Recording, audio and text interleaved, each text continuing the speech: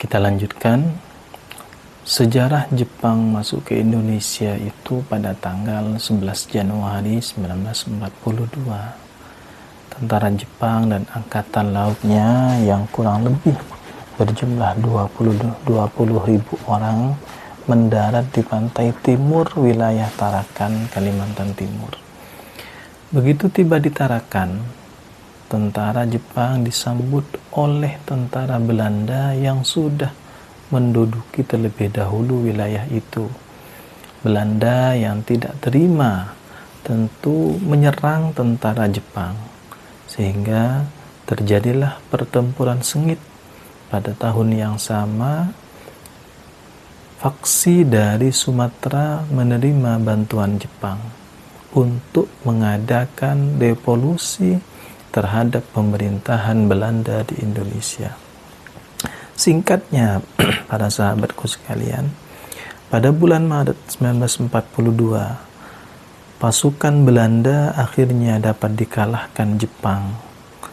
Dampak pendudukan Jepang di Indonesia, walaupun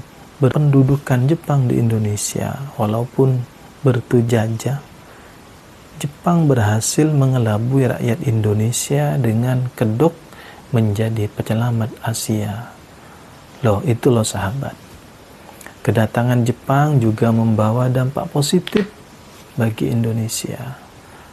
Dampak negatif kedatangan Jepang di Indonesia itu diantaranya Jepang mendukung gerakan anti Belanda yang membakar semangat nasionalisme bangsa Indonesia. Yang kedua, Jepang membolehkan bahasa Indonesia sebagai bahasa komunikasi nasional.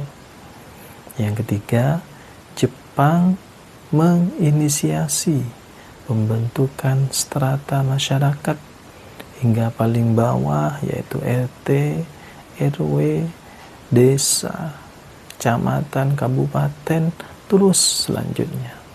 Dan yang keempat, Jepang mendekati pemimpin nasional Insinyur Soekarno untuk memobilisasi dukungan rakyat Indonesia.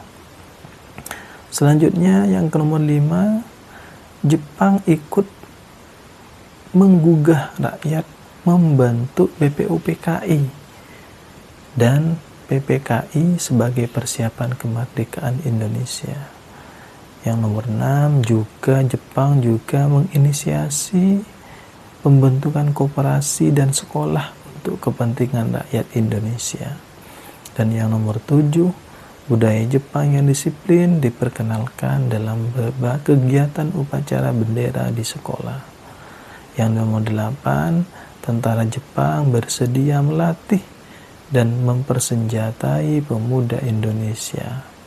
Awalnya untuk kepentingan Jepang, tapi akhirnya dipergunakan pemuda bangsa ini untuk melawan Jepang sendiri. Itu adalah dampak positif dari pendudukan Jepang di Indonesia.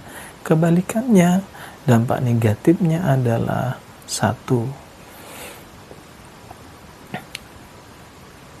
Kedatangan Jepang membawa kerugian besar bagi Indonesia.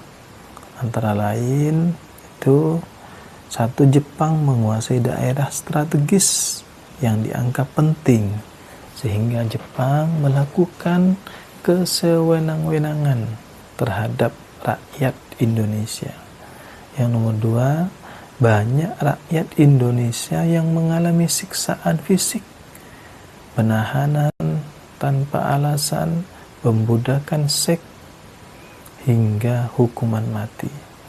Yang nomor 3, Jepang menerapkan sistem kerja paksa Romusa. Sistem ini sangat tidak manusiawi dan menyebabkan banyak korban meninggal dunia. Yang nomor 4, dari dampak negatifnya, Jepang menyebabkan rakyat menderita kelaparan karena perampasan hasil bumi dan sumber pangan rakyat.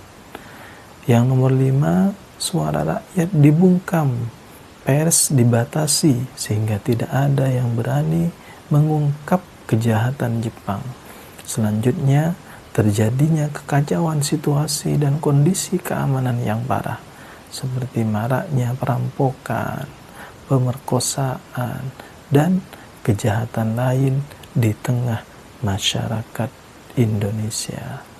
Yang selanjutnya, standar pendidikan Indonesia itu menurun drastis akibat Jepang mempekerjakan guru-guru pribumi sebagai pejabat yang mudah diperalat.